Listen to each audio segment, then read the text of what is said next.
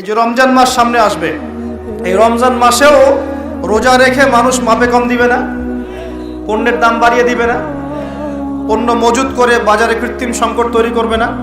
কিছু অসাধু ব্যবসায়ী তৈরি হবে রমজান মাস, তার অপেক্ষায় বসে আছে কখন রমজান আসবে দাম বাড়িয়ে দিব, অপেক্ষা করে বসে আছে।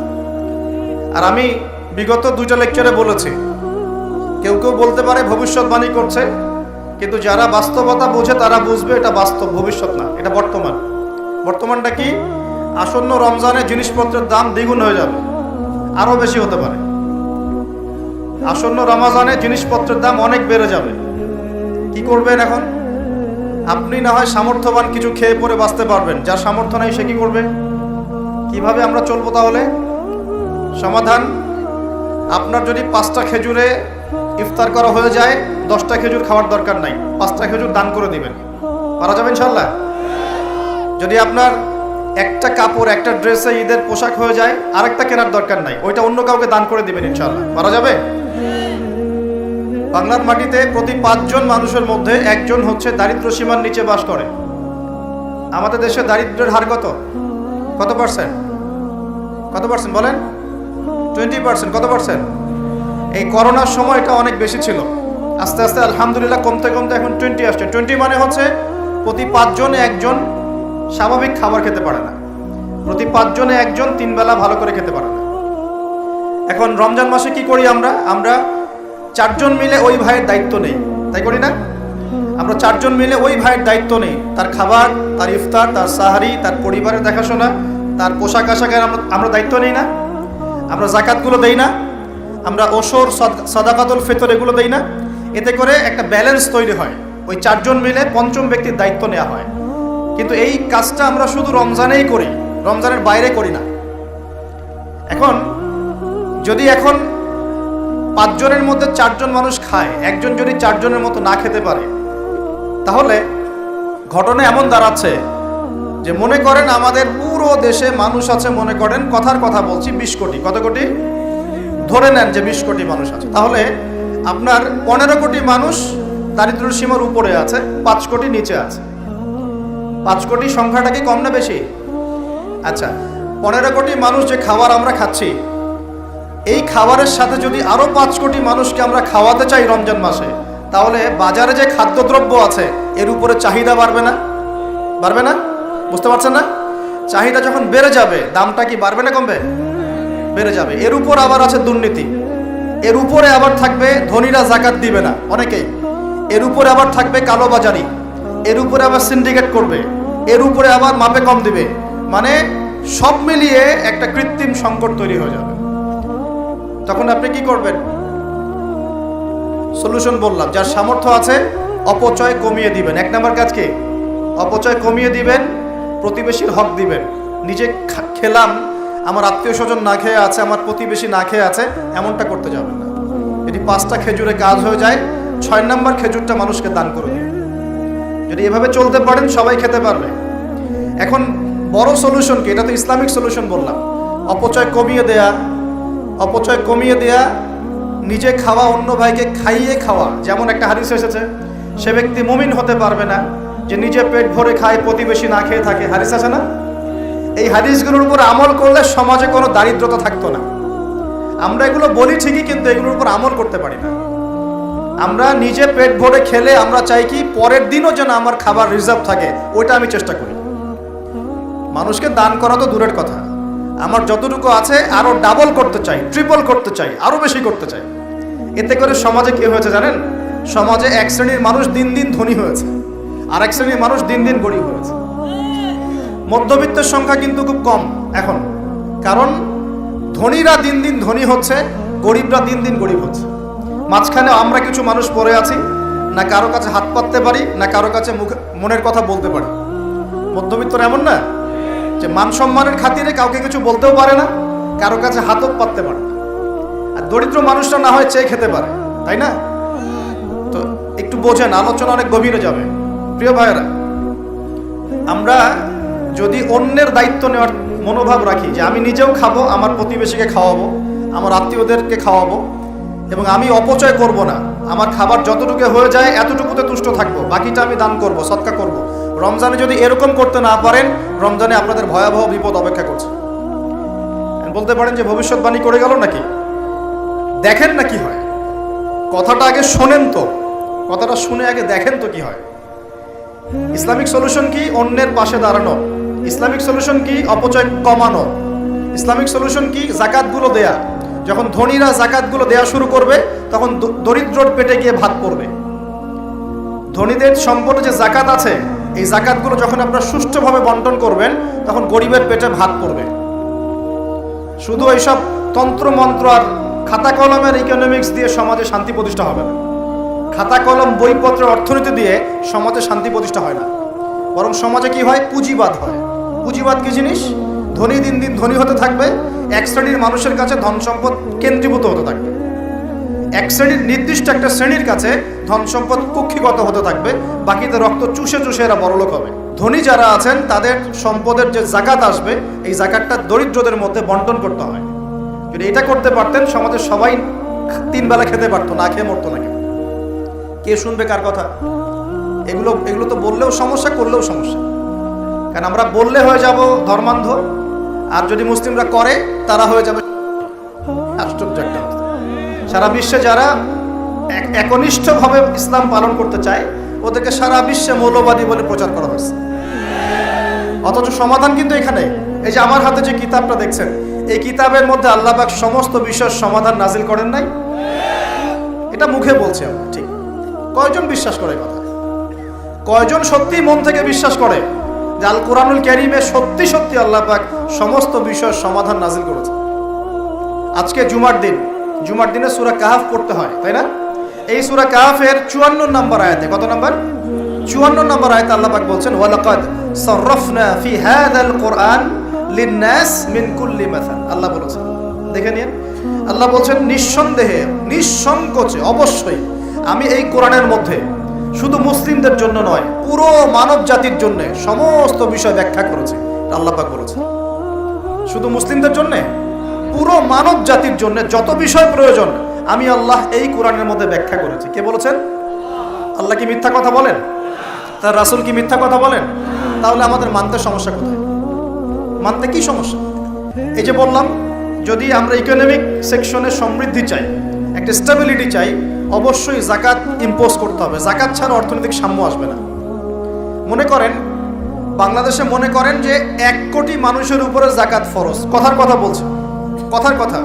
এই 16 কোটি 20 কোটি মানুষের মধ্যে মনে করেন 1 কোটি মানুষের উপর জাকাত ফরজ হয়েছে। আছেন এমন মানুষ? জাকাত মানে কি? কত পার্সেন্ট দিতে হবে সম্পদের? 2.5%। 100 টাকায় 2.5 টাকা, এই তো। আচ্ছা, এখন 1 কোটি টাকায় এই টাকাটা কি ছোট না বড়? আর এটা একজনের হিসাব করলাম। যদি এরকম আমি 1 লাখ মানুষের হিসাব করি, কত টাকা আসবে? এই টাকা দিয়ে আপনি কি করতে পারবেন? নিঃসন্দেহে আপনি দরিদ্র মানুষের সেবা এটা কাজে লাগাতে পারবেন। জাকাতের যে 8টা খাত আছে না? কটা খাত? 8টা খাতে সুষ্ঠু বন্টন করলে দেখবেন সমাজে একটা গরিব মানুষও থাকবে না ইনশাআল্লাহ। সবাই খেয়ে পরে বাঁচবে ইনশাআল্লাহ। এই কাজটা করবে কি? কে উদ্যোগ নেবে? আচ্ছা, এই জাকাত কি শুধু 1 বছরই আসবে না প্রতি বছর আসবে? এই জিনিসগুলো বুঝতে হয়। ইসলাম শুধু আমরা এই গতানুগতিক মুখস্থ করে পড়লেই হবে না, কোরআন সুন্নাহকে বাস্তবে প্রয়োগ করতে হবে। আল্লাহ পাক তৌফিক দান করুন। রমজান মাসে অবশ্যই অপচয় কমিয়ে দিবেন, প্রতিবেশী আত্মীয়দের খোঁজ নিবেন, নিজের যতটুকুতে হয়ে যায় এর বেশি খরচ করতে যাবেন না, অন্যের জন্য ওটা সাদকা করে দিবেন, সদকা করে দিবেন। আর কি করবেন? জাকাত দিবেন। জাকাত দিলে আরো 10-20টা মানুষ না খেয়ে মরবে না, ওরা খেয়ে পরে বাঁচবে ইনশাআল্লাহ। এর উপর আছে সাদাকাতুল ফিতর, আছে না? সাদাকাতুল ফিতর আমরা দেই। এগুলো আল্লাহ পাক কেন দিয়েছেন? এগুলোকে আল্লাহ পাক শুধু ইবাদতের জন্যই দিয়েছেন? এগুলো করলে তো নেকি হয়, আল্লাহ সন্তুষ্টি পাওয়া যায়, দুনিয়াতেও সাম্যের অর্থনীতি প্রতিষ্ঠা হয়, এই কারণে দিয়েছেন। আল্লাহ পাক এমনি এমনি দিয়েছেন নাকি? এই যে আপনি 5 ওয়াক্ত নামাজ পড়ছেন, নামাজ পড়লে তো নেকি হচ্ছেই, আধ্যাত্মিকত্ব পাচ্ছেন, আল্লাহ সন্তুষ্টি পাচ্ছেন, আপনার শরীরও ভালো থাকবে ইনশাআল্লাহ, থাকবে না? আপনি ওযু করছেন, ওযু করলে নেকি হয় না? গুনাহ ঝরে যায় না? একই সাথে আপনি বিভিন্ন রোগ ব্যাধি থেকে বেঁচে থাকবেন ইনশাআল্লাহ। আপনি পরিষ্কার পরিচ্ছন্ন আছেন। প্রত্যেকটা কাজের পিছনে দুনিয়াবি উপকারিতাও কি আছে? আছে না? এই জাকাত ভিত্তিক অর্থনীতির মধ্যে এই দুনিয়াবি উপকারিতা আছে। এই রমজান মাসে নিয়াত করেন। আসন্ন রমজান কেন কথা বলছি? কারণ রমজান কিন্তু বেশি দিন নাই। কয়দিন আছে? 1 মাস 1.5 মাসও বাকি নেই। আপনাকে প্ল্যান করতে হবে, আধ্যাত্মিক পরিকল্পনা করতে হবে যে রমজান সামনে আসছে, এই রমজানে ইনশাআল্লাহ আমি আল কোরআন পুরোটা খতম দেবো ইনশাআল্লাহ। রমজান মাস আসার আগেই 5 ওয়াক্ত নামাজ আমি শক্ত করে ধরবো, যেন রমজানে আমি 5 ওয়াক্ত নামাজ জামাতে পড়তে পারি। রমজান মাস আসার আগেই কোরআন তেলাওয়াত যদি করতে না জানি, তেলাওয়াত করা শিখে নিতে হবে ইনশাআল্লাহ। রমজান আসার আগেই নিয়াত করে নিব যে এই রমজানে ইনশাআল্লাহ আমি প্রত্যেক দিন তারাবি জামাতে পড়বো ইনশাআল্লাহ, এবং খতম তারাবি পড়বো ইনশাআল্লাহ। রমজান মাসে যারা কোরআন আরবি জানি টুকটাক আমরা ভাঙ্গাচোরা, আমরা কোরআনটাকে শুরু থেকে শেষ পর্যন্ত অর্থসহ পড়বো ইনশাআল্লাহ। রমজান মাসে প্রত্যেক দিন কমপক্ষে একজন মানুষকে আমি ইফতার করাবো ইনশাআল্লাহ। রমজান মাসে আমি আমার জাকাতগুলোকে দিয়ে দিব ইনশাআল্লাহ। রমজান মাসে বেশি বেশি দান সদকা করবো ইনশাআল্লাহ। রমজান মাসে বেশি বেশি তাসবিহ তাহলিল হবে, জিকির আজগার হবে, আল্লাহর কাছে দোয়া করব, রোজা রেখে সমস্ত হারাম পাপ থেকে বেঁচে থাকবো ইনশাআল্লাহ। রমজানে শুধু সৎ কাজের আদেশ করব, অসৎ কাজে নিষেধ করব, নিজে আমল করব, পরিবারে প্রতিষ্ঠা করবো ইনশাআল্লাহ। প্রত্যেক দিন 5 ওয়াক্ত নামাজ হবে, প্রত্যেক দিন মসজিদে নামাজের পর তালিম হবে ইনশাআল্লাহ। এভাবে পুরো রমজানটাকে উৎসবের উৎসাহে অতিবাহিত করার নিয়াত তাকে করতে হবে। আল্লাহ পাক তৌফিক দান করুন। তো এখানে সবচেয়ে বড় বাধাটা হয় দুনিয়াবি ব্যস্ততা। এই জন্য রমজানের আগেই দুনিয়াবি ব্যস্ততাগুলো কমিয়ে আনতে হবে। চেষ্টা করবেন বড় বড় যে বাজারঘাটগুলো আছে এগুলো আগেই করে ফেলার। আর আমি তো বলেই দিলাম যে দাম কিন্তু ওই সময় বাইরে যাবে, যদি এখন সামর্থ্য থাকে করে ফেলেন, সামর্থ্য থাকলে করে ফেলেন। আর যাদের সামর্থ্য কম তাদের জন্য কি হবে, পুরো দেশব্যাপী সামাজিকভাবে, যেমন এটা একটা সংগঠন আপনাদের না, এই এরকম সংগঠন যেগুলো আছে নন প্রফিটেবল এবং non political organization, both political and non political, সমস্ত অ্যাসোসিয়েশনগুলোর উদ্যোগে বা ফাউন্ডেশন অ্যাসোসিয়েশন যেগুলো আমরা করি ছোটোখাটো, এগুলোর উদ্যোগে ইফতার বিতরণ প্রজেক্ট করতে হবে। পারা যাবে ইনশাল্লাহ।